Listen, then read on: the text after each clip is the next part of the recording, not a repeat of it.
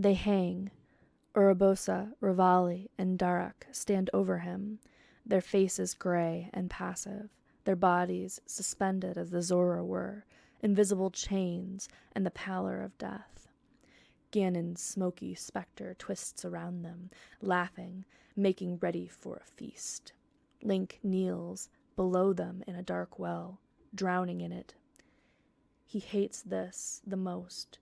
He can't move, can't breathe, staring, sitting on the edge of madness like receding twilight.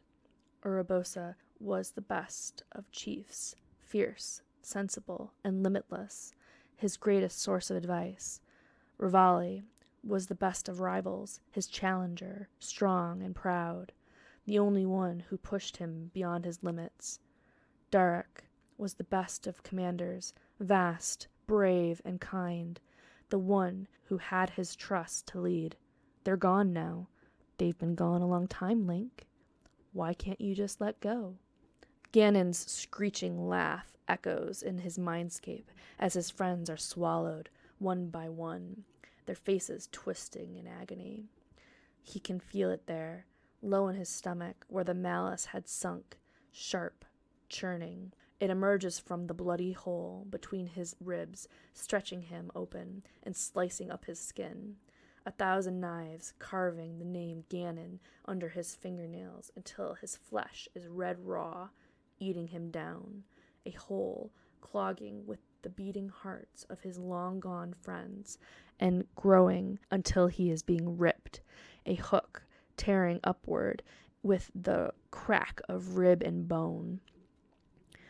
The hole clogging with the beating hearts of his long-gone friends and growing until he's being ripped, a hook tearing upward with the crack of rib and bone. He can't breathe. He can't breathe. He can't breathe. He can't breathe. He can't breathe. He wakes violently. The little Zora, a hand aglow and hovering over his throat, jars away. She's bloody across her shoulder and down her side, a tear in the soft flesh of her gills. They are a handful of feet back, closer to the entrance, the whole of the roof still spitting with rain. Her brow is knit with worry, and she looks distractedly over at every rasp. Link feels the tissues of his throat knit back together. The light at her palms stutters. Link opens his eyes fully and stares. His hands, arms, and legs are burnt. Zelda's knelt beside him, appraising the little Zora with a kind of scrutiny she only saves for those foolish enough to incite her venom or hurt her people. The healer catches his eye and spells something on his hand. "Brother, help." Link sits up properly, and the little Zora backs off with a start. The other Zora prisoners cluster around her, urging her away in a shriveled clump. The chained monster growls against its restraints. The red spots flare like angry stars, and dead black eyes cry tears of tar. Fuck, what a day. An afternoon later, the pier feels silent as he hauls his spare tied-off shirt out after him, the fish he had bombed to death in the river jostling inside.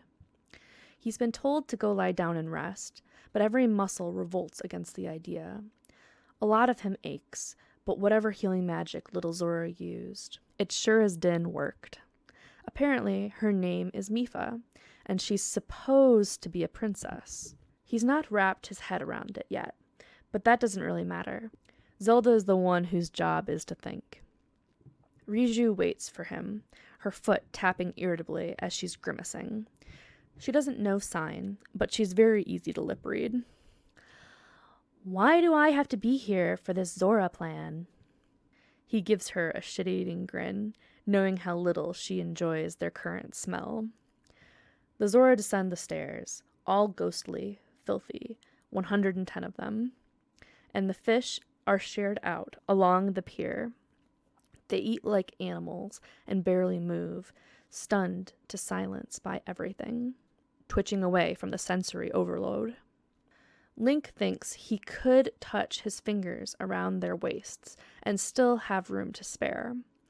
Even after the fish have been devoured, not one steps forward to dive into the harbor. They seem to look at the water with some kind of fearful trepidation, as if the malice has fused to their skin and they will burn under the rain as the bladed creature did. Zelda looks at them with such pain in her eyes that Link has to concede her point. The habit of 100 years is a hard one to break. There are Zora children who have never seen an open stretch of water. How would they remember how to swim? Link's frustration boils. He kicks a crate, and the noise makes enough of them jump in fright that he has to bow and say sorry in his deaf voice, which he absolutely hates.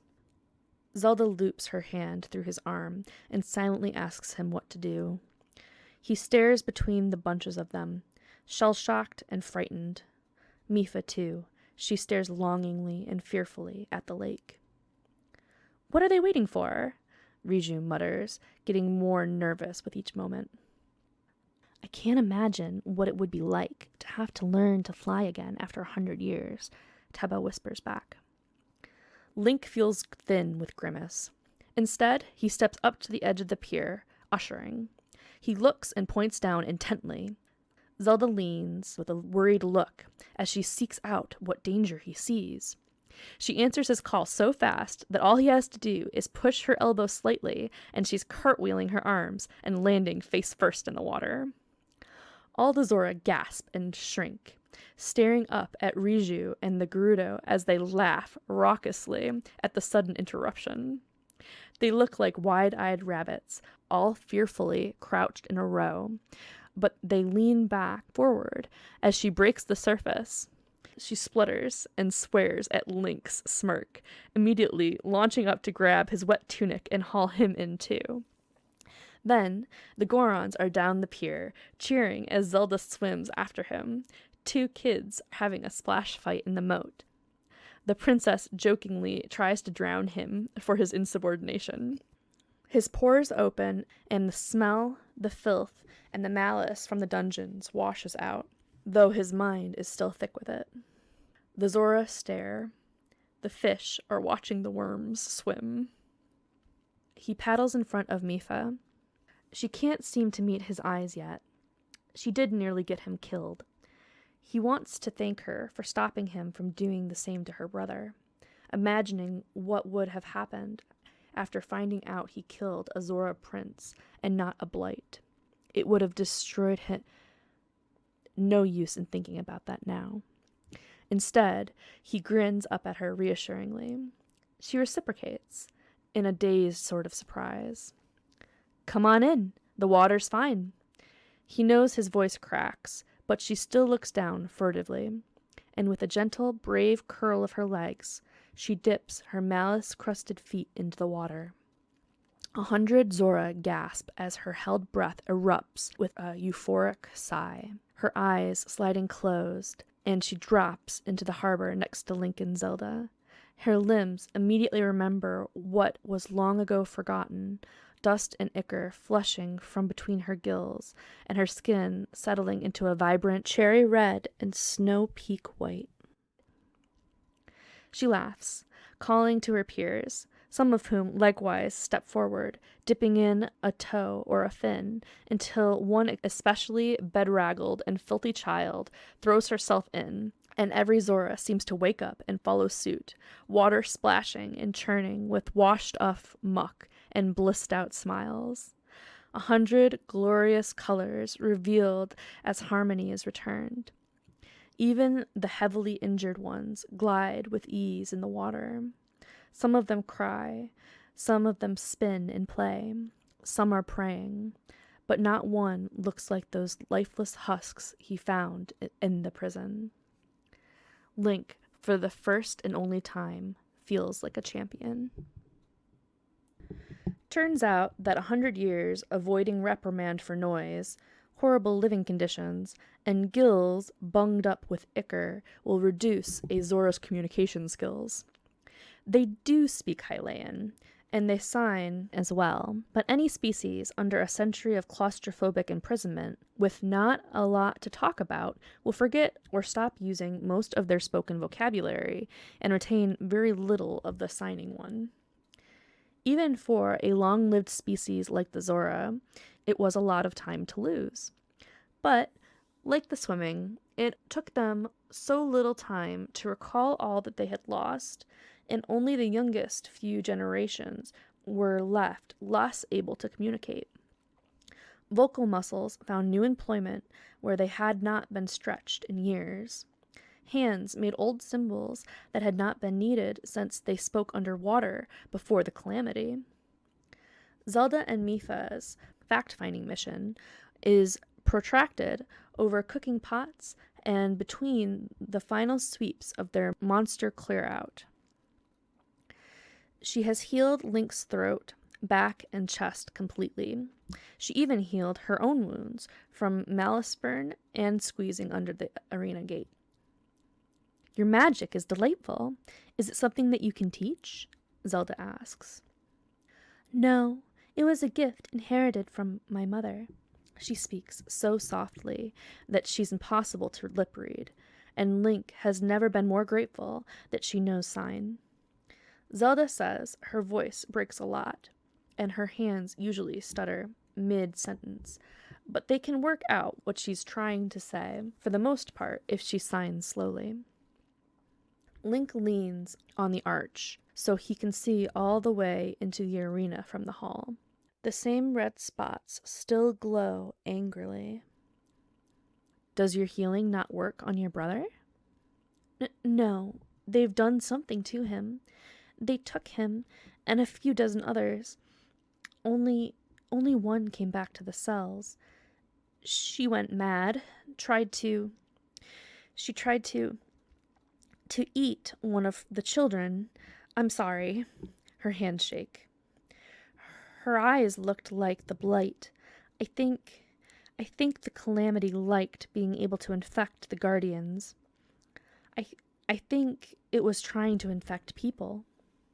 Link swallows the ringing nausea and returns the glare the malice-mad Zora fixes on him. He's still huge, even without the added bulk of blight, cut from corded muscle and sharp clawed angles that are equal parts graceful and powerful. Sleek red and dirt-stained white across his chest, stripes to emphasize speed and savagery. Where Mifa is petite and unassuming, he towers and thrums with sharp teeth and bottomless eyes.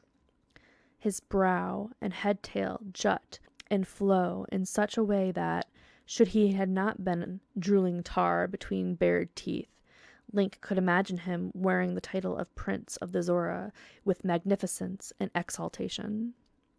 Now, his regalia are crude metal chains and the thick veins of malice that throb under his scale like worms. What is his name? Link asks. She spells it for him, mercifully, but her hands are shaking. Sidon. Link grumbles, feeling his anger abate. All the others probably died from being filled with malice. I'm sorry, Mifa, but I think Ganon's claimed him as a vessel. She tugs at Link's sleeve. Don't kill him, please. He's still in there. Your healing doesn't work on malice, does it? No, but yours did. What we did wasn't healing. We can't free him. He's going to attack people, Link sighs, trying not to look at all the bodies littering the arena. They are now his top priority, since there is no real answers about the prince. Respectful burial of Ganon's victims is the least he can do. He had nearly been one of them many times. Please, please don't kill him, Mifa begs, crowding his space in gentle desperation. He's all I have, and he's the best of us, Zora. Please, you must believe me. He's not vicious. My Sidon is kind and cheerful. This isn't who he is. There must be a way to bring him back. He's not seen the outside since he was a child. Link can't quite meet her eyes as he partially unsheaths the Master Sword. Her blade is dull, and her voice no longer rings in his mind. I've got nothing left to purify him with. We can't move him. The manacles are welded Sheikah metal. Even if we could put him to sleep long enough to cut unbreakable iron and move him without killing anyone, Zelda's powers aren't working. The sword is asleep again. She thinks Ganon is dormant after I killed that blight. We'd have to hope one of the goddess's springs worked, and they've had a history of disappointing us before. Then, is there no hope? Link doesn't answer her. He never thought he'd feel bad that Ganon had been wiped from the face of Hyrule. His fingers trace the deep line across his chest. I promise I won't kill him unless there's absolutely no other way, Link swears eventually. But first, we have to get your dead buried, somehow. Mipha tells him that the Zora believe in the River of Life. To pass on to reincarnation, first the bodies must be cleansed, then buried in a river. These bodies are in mid-decay, and everyone else believes their vengeful spirits will haunt them if they try to remove the bones now. He pretends to ignore it, but the Zoras spectate and whisper that the rage of the dead is what's really affecting Prince Sidon. Link grits his teeth against their gossip, wishing he could show them that it's not the wrath of ghosts or princes that will be the problem if they keep running their mouths. So he marches down into the arena, standing beyond Sidon's angry grasp, and collects all the bones he can find that aren't within the prince's chain-bound perimeter. Listen here, you overgrown guppy. Link signs at him petulantly, as Sidon stalks the edge of the shaft of light he's stood triumphantly in. You stink, you're evil, and I don't like you, but you're going to let me take those bodies, 'cause those are your people, and they deserve a good death. Sidon only rumbles and stares, following at the maximum stretch of the chain as Link takes every skeleton he can safely reach out of the arena. He washes the bones and any other parts he can find in a bucket of river water. Then, in Zora tradition, he swims to the bottom of the moat and weighs them down with a rock. Normally, in Zora culture, the rocks would be decorated and huge, covering the whole body so that the deceased might flow with the river of life forever. But the best he can do for the 12 incomplete bodies he finds are small boulders, badly drawn stars, and an epithet that simply says, "Rest well." He wishes he could carve rock as well as he could carve up monsters. By the time he's buried the 10th one and resurfaced, the Zora are swimming around his remaining disappointing rocks and scratching swirls, fish, clouds, and stylized oceans into his collection. He helps the Zora with only one arm carve a name, though he doesn't know which body it belongs to. The brave ones dive down to his already sunken rocks and chisel into them underwater. A few of them thank him. He doesn't feel good about any of it, but he's glad they've decided to help, even if they won't come near the prison again. They seem grateful, between sobbing and mournful shudders, both for the dead and for being able to swim with them one last time. He doesn't necessarily blame them for not helping straight away. Under their whispers and refusal to even look into the arena, it occurs to Link that it's only Mipha who hasn't given up on Sidon, and who has the strength to face their old cages.